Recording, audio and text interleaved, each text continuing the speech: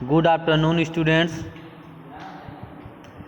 श्री विजय अटियाई बीकापुर गाजीपुर से आपके लिए विश्वनाथ सर ऑब्जेक्टिव क्वेश्चन लेकर आए हैं, जो नीमी जो हमारा एनसीईआरटी किताब कहती है उससे लिया गया है। आइए इन क्वेश्चनों को देखते हैं। तो इसमें आपका 7-8 नंबर जो क्वेश्चन आपका ये चौथी क्लास में जो आपका ले रहा हूँ, इसमें लिखा हुआ है ELCB का उद्देश्य क्या है। तो ELCB का उद्देश्य क्या है, तो आइए देखते हैं। फर्स्ट नंबर ए, इसमें कहा गया है परिपथ में दोष खोजना। तो परिपथ में दोष खोजना ये हमारे ELCB का कार्य नहीं है। अगला, क्योंकि ELCB आप लोग जानते हैं अर्थ लीकेज सर्किट ब्रेकर। तो ये अर्थ लीकेज सर्किट ब्रेकर को है ना, तो अर्थ को जो अवशेष जो धारा होती है हमारा जो लीकेज, उसके विषय में नहीं करेगा। अगला आपका है बी, अवशेष धारा को देखना। तो ELCB जो अवशेष धारा इधर उधर जाती है, क्या उसको देखती है। अगला, अतिभार से, अतिभार का मतलब होता है ओवरलोड। ओवरलोड अतिभार से उपकरण की सुरक्षा करता है। भाई शॉर्ट सर्किट हो जाए तो क्या उससे अचानक जब या लोड बढ़ जाए किसी कारणवश, तो क्या उसको देखेगा ELCB। फिर हमारे MCB रिले कहाँ जाएंगे, नहीं, तो ये भी हमारा नहीं होगा। अगला डी, लघुपथ से उपकरण को, वही शॉर्ट सर्किट। यहाँ पे ओवरलोड तो भी करंट का मान बढ़ता है, यहाँ शॉर्ट सर्किट। तो यानी कि ACD ये तीनों में से कोई नहीं है, जबकि बी वाला हमारा क्वेश्चन क्या है, सही है। अवशेष धारा को देखना यानी अर्थ लीकेज सर्किट ब्रेकर का यही कार्य है। तो उसी पे क्या करता है, ट्रिप करा देता है। करीब 30 मिली एम्पियर से भी लमसम इसके आसपास के करंट धारा अर्थ को जा रही तो तुरंत क्या करेगा, ट्रिप करा देगा। तो यानी कि इसका बी वाला क्वेश्चन सही है।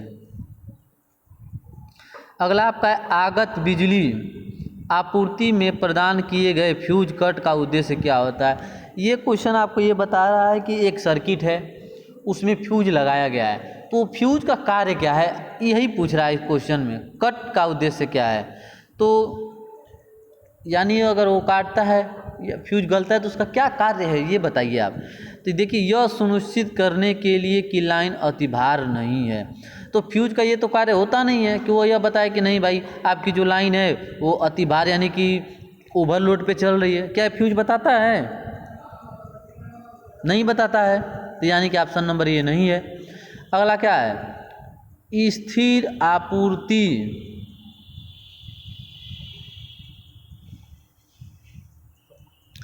स्थिर आपूर्ति वोल्टेज बनाए रखने के लिए। तो इसका तो यह कार्य है नहीं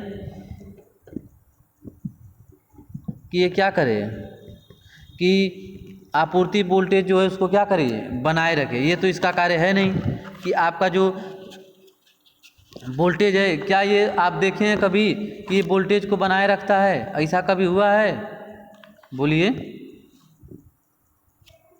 आपने कभी ऐसा इसको देखा है, जवाब दीजिए।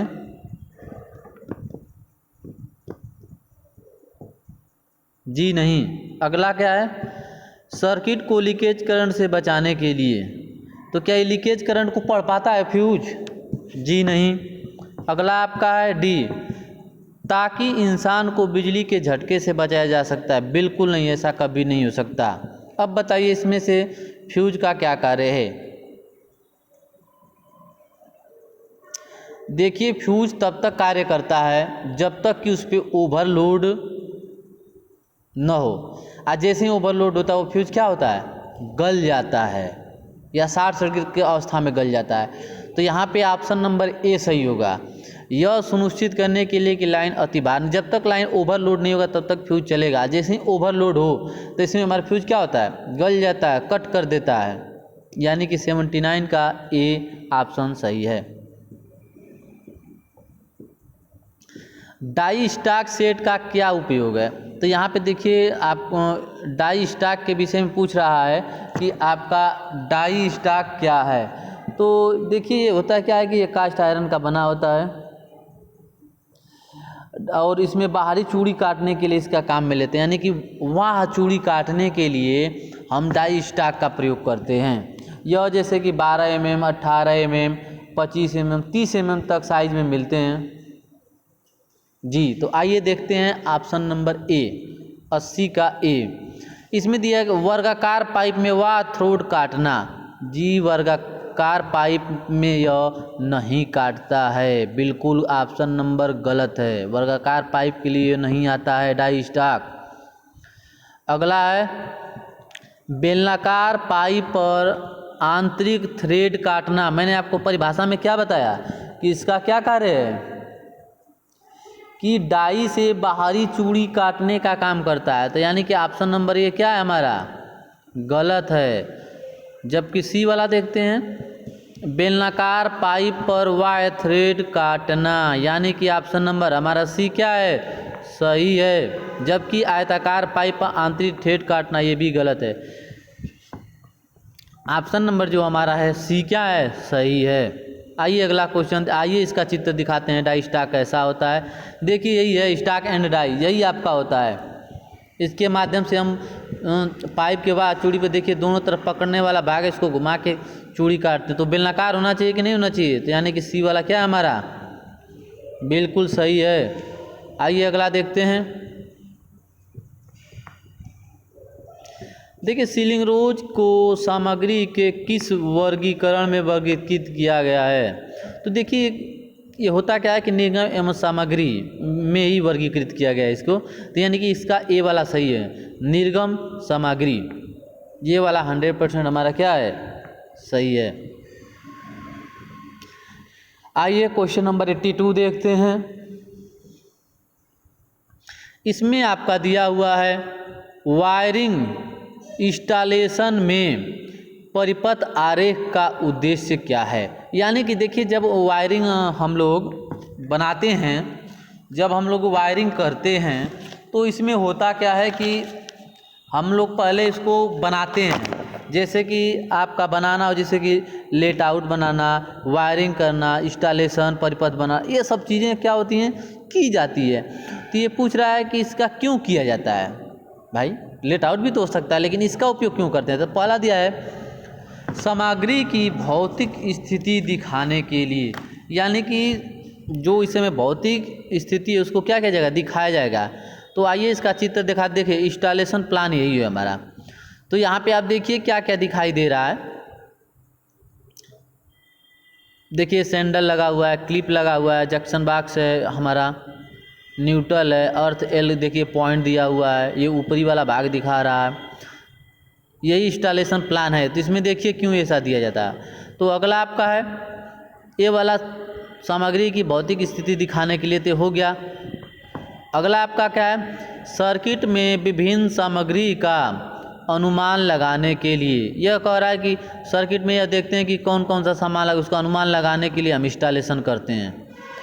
तो ये हमारा क्या है ये भी नहीं है। अगला हमारा सी वाला क्या है पाठक को जल्दी से सूचित करने के लिए कि सर्किट किस लिए डिजाइन किया गया है। जो पाठक होगा उसको जल्दी सूचित करने के लिए सर्किट किस लिए डिजाइन किया गया है। अगला आपका है ये भी सही नहीं होगा, ये भी तो ये तीनों गलत हो गए। अब डी देखते हैं किसी विशिष्ट कार्य के लिए सर्किट का योजनाबद्ध कनेक्शन दिखाने के लिए। बिल्कुल ऑप्शन नंबर डी आपका यही सही है। कोई अलग से जो होता है योजनाबद्ध कनेक्शन उसको दिखाने के लिए करते हैं। देखिए योजनाबद्ध कनेक्शन उसी को दिखाने के लिए, देखिए यहाँ पे यहाँ पे यहाँ पे ये सब चीज दिखाया हुआ है चित्र में, आप देखिए ऑप्शन नंबर डी हमारा 82 का डी सही है।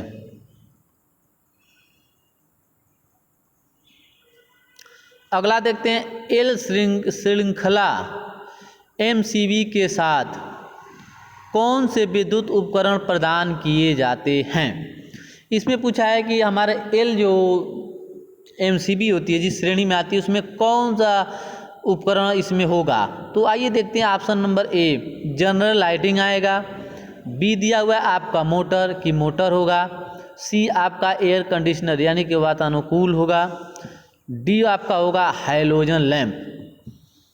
तो इसमें जब ये सब चीज़ें दिया हुआ है तो इसमें हम यही जानेंगे कि कौन सा होगा। तो एल आपने आपको बताया था कि रजिस्टर के लिए होता है एल, जिसमें कि आपके मैंने गीजर बताया था, प्रेस बताया था, जनरल लाइटिंग बताया था। जबकि जी में वो आते हैं जैसे कि आपका मोटर वोटर हुए, ये सब किस में आते हैं? जी में आते हैं। तो एल और जी और आपका एक डीसी प्रकार का एमसीबी होता है। तो इसमें एल का पूछा हुआ है, तो आपका क्लियर इसमें हो गया कि ऑप्शन ए नंबर सही है जो लिखा हुआ है जनरल लाइटिंग। आइए अगला क्वेश्चन देखते हैं। क्वेश्चन नंबर 84 आपका यह दिया हुआ है कि घरेलू वायरिंग इंस्टॉलेशन में लूपिंग बैक या लूप इन विधि क्यों पसंद की जाती है? तो यह इसलिए पसंद की जाती है, मैं थोड़ा इसका परिभाषा आपको बता दूं कि जो आपका है कोई अलग से जोड़ का उपयोग इसमें नहीं किया जाता है। ये हमारा लूपिंग बैंक है। इसमें होता क्या है, जंक्शन टू जंक्शन, यानी डिस्ट्रीब्यूशन बॉक्स से ही जंक्शन बॉक्स तक जाता है, अन्य बीच में कोई हम जोड़ इसका नहीं देते हैं। यही हमारा लूपिंग है। पहला है इसमें दिया हुआ क्यों पसंद किया जाता है, ये पूछ रहा है क्वेश्चन में आपका। पहला है दोष की पहचान करना। अगला देखते हैं बी, कोई अलग से जोड़ का उपयोग नहीं किया जाता है। ऑप्शन नंबर सी, अधिक संख्या में टेपिंग की जा सकती है इसलिए पसंद किया जाता है। अगला आपका है अधिक संख्या में उप सर्किट बनाए जा सकते हैं। इन चारों में जो कि आपका पहला हो नहीं सकता, क्योंकि इसमें दिया दोष की पहचान करना। इसमें दोष की पहचान कहाँ कर पाएंगे, ये तो सब ज्वाइंट हमारा अंदर होता है, यानी कि ये भी ऑप्शन सही नहीं है। तो ऑप्शन नंबर बी हमारा सही है, जिसमें यह दिया हुआ है कोई अलग से जोड़ों का उपयोग नहीं किया जाता। ऑप्शन नंबर हमारा बी क्या है, सही है, जबकि अन्य 3 क्वेश्चन गलत हैं। अधिक संख्या में टेपिंग की जाती है, बिल्कुल इसमें अधिक संख्या में बीच में कहीं टेपिंग की जाती है, नहीं की जाती है। अधिक संख्या में उप सर्किट बनाए जा सकते हैं, जी बिल्कुल नहीं, यहाँ पे क्वेश्चन बी ही सही होगा। आइए अगला क्वेश्चन देखते हैं। देखिए आपको यहाँ पे ये सब चीज़ें दिखा दी गई हैं। आइए अगला देखते हैं। आपका क्वेश्चन नंबर 85, क्वेश्चन नंबर 85 में यह पूछा है प्रदर्शित चिन्ह x क्या दर्शाता है। तो देखिए जो ये आपका बनाया हुआ है डायग्राम, तो इसमें चिन्ह पूछ रहा है कि भाई ये x जो ऊपर आपको दिखाई दे रहा है बिल्कुल 150 mm ऊपर ले गया है, तो वो पूछ रहा है कि किस चीज़ को दर्शाता है। तो आइए देखते हैं क्या कह रहा है। लिंब पर तारों की संख्या, पहला ऑप्शन कह रहा है कि वो दिखा रहा है लिंब पे तारों की संख्या।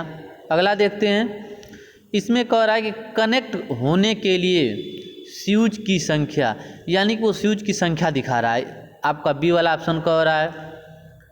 सी वाला कह रहा है कि बैटन पाइप की संख्या तय करना, यानी कि वो कितने बैटन पाइप, लकड़ी, आपको जो बैटन मीन्स क्या होता है, जो पाइप बना हुआ है वो दिखा रहा है कि उसकी संख्या कितनी है। अगला आपका है क्लिप की संख्या तय करना, तो बिल्कुल ये तो हो ही नहीं सकता। अब चारों में से आपको अलग अलग मैंने बता दिया कि ये स्विच का सिंबल नहीं है, क्योंकि उसके ऊपर स्विच नहीं लगते। जब भी स्विच लगते हैं तो नीचे की तरफ लगते हैं, जो फर्श होता है उससे 1.5 मीटर के ऊपर पर बोर्ड स्विच लगाए जाते हैं, न कि हमारा ऊर्ध्वाधर छत। क्या आप सीलिंग के ऊपर इसको लगा सकते हैं? नहीं, फैन के पास नहीं लगता है।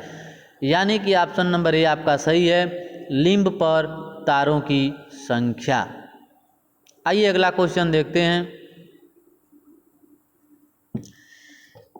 इसमें यह दिया हुआ है कि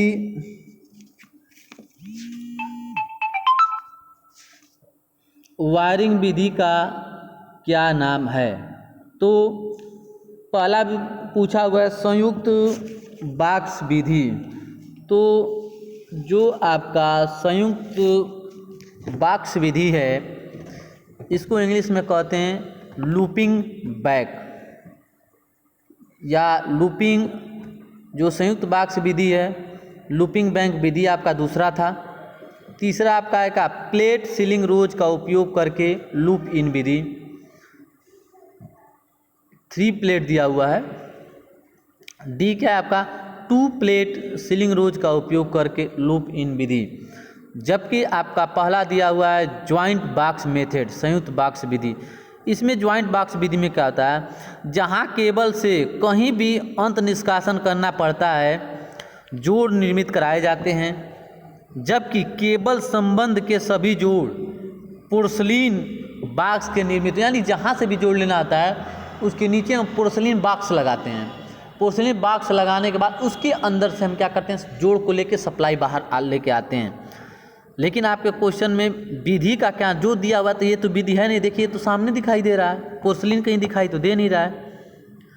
अगला आपका क्या है लूपिंग बैक विधि।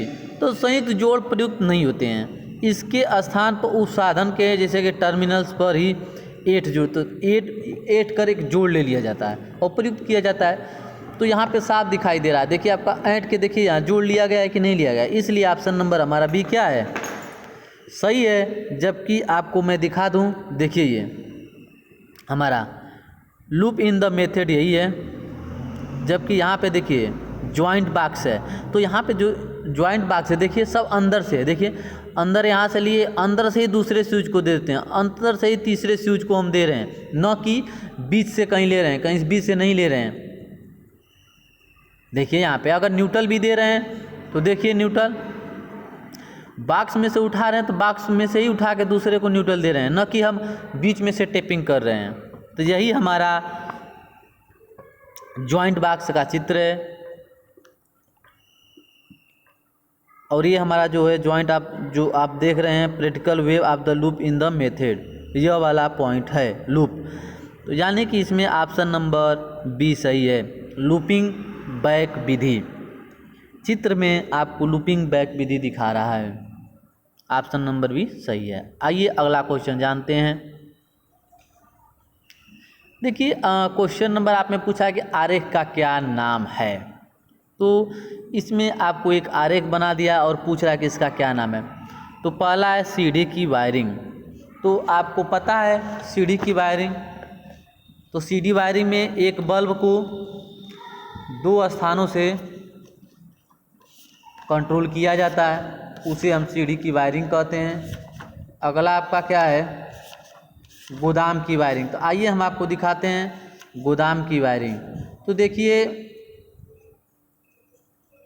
आपका गोदाम की जो वायरिंग है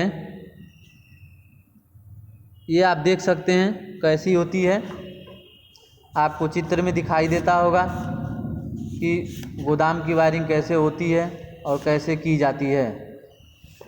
ये आपका गोदाम की वायरिंग है। गोदाम की वायरिंग में होता क्या है, एक 1 वे स्विच होता है और 3 आपके क्या होते हैं 2 वे स्विच होते हैं। इसमें क्या होता है कि एक स्विच को ऑन करते हैं तथा जब वापस आते हैं तब जिन स्विचों से लाइट ऑन की जाती है उन्हीं से बंद करते हैं। जो हमारी गोदाम लाइट की वायरिंग होती है। अगला आपसे पूछा हुआ है हॉस्टल की वायरिंग। तो हॉस्टल की वायरिंग इसमें मास्टर स्विच का उपयोग करते हैं जो ऑपरेट का वार्डन सभी लाइटों को एक साथ ऑन एवं ऑफ कर सकता है। यानी कि देखिए आपको दिखाते हैं यहाँ पे, यही आपका है हॉस्टल की वायरिंग। जबकि अगला आपका ऑप्शन है सुरंग की वायरिंग। तो जो हमारे सुरंग की वायरिंग होती है देखिए ये है,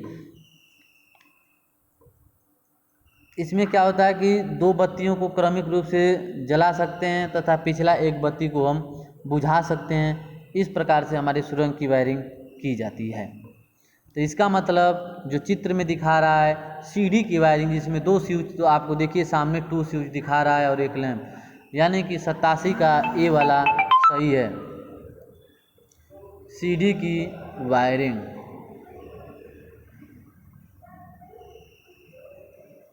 अगला आपका है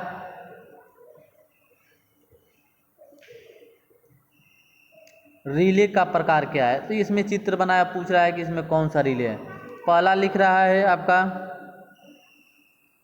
आवेग रिले, जबकि आपका जो आवेग रिले होता है वह इस प्रकार होता है। तो इसका मतलब आवेग रिले वो नहीं है। चित्र में अगला देखते हैं ड्राई रीड रिले।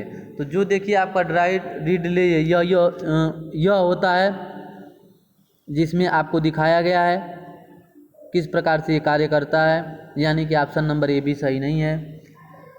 अगला है लैचिंग रिले। तो जो लैचिंग रिले है उसका चित्र यह होता है। देखिए लैचिंग रिले का यहाँ पे आप पोजीशन दिया हुआ है, base plate, conductor, arm tube, ये सब लगे होते हैं। जबकि हमारे जो चित्र दिखा रहा है विद्युत चुंबकीय रिले, ऑप्शन नंबर ये सही है। देखिए चुंबक बने हुए हैं, इनको सप्लाई दी जाती है, ये चुंबक करके लौ जो हमारा ऊपर है उसको क्या करते हैं, खींच देते हैं, जिससे परिपथ को हमारी रिले क्या करती है, काट देती है। इस प्रकार से 88 का डी वाला ऑप्शन सही है, जबकि 3 अन्य ऑप्शन गलत हैं। तो इस प्रकार से आपने सभी का चित्र देख लिया। 90 क्वेश्चन नंबर आइए देखते हैं इसमें क्या पूछ रहा है। यह वायरिंग का कौन सा प्रकार है। तो ऑप्शन नंबर इसमें यह पूछ रहा है कि जो आपको वायरिंग दिखा रहे हैं ये इस वायरिंग का क्या नाम है। तो आइए जानते हैं कि इस वायरिंग का क्या नाम है। तो इसमें दिया हुआ पहला CTS वायरिंग। तो जो आपकी CTS वायरिंग होती है क्या इस प्रकार से होती है। बिल्कुल पहला ऑप्शन नंबर ये गलत है, CTS वायरिंग। अगला है क्लीट वायरिंग। तो जो आपकी क्लीट वायरिंग होती है, क्लीट लगा के की, बिल्कुल बिल्कुल तो वही है क्लीट वायरिंग। जी हाँ, क्लीट वायरिंग है आपका ये। जबकि PVC कंड्यूट वायरिंग, तो कंड्यूट वायरिंग तो है नहीं, कंड्यूट मतलब पाइप से की जाती है। आप PVC केसिंग और केपिंग वायरिंग ये भी नहीं है। तो ऑप्शन नंबर आपका बी क्या है, बिल्कुल 100% सही है। अन्य 3 ऑप्शन गलत हैं। इस प्रकार से आज आपके ऑब्जेक्टिव क्वेश्चन थे। कल फिर पुनः ऑब्जेक्टिव क्वेश्चन लेके हाजिर होंगे।